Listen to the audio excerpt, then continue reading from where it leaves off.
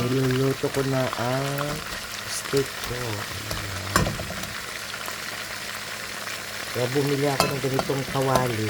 Kasi itong kawali na to, pagka nag-fry ka dito, hindi tumatalsik. Maganda siya. Kaya hindi ko yan niluto sa air fryer. Sinubukan ko dito na lutuin. Papakita ko yan naman pagka naluluto na ang beef steak. Ayan.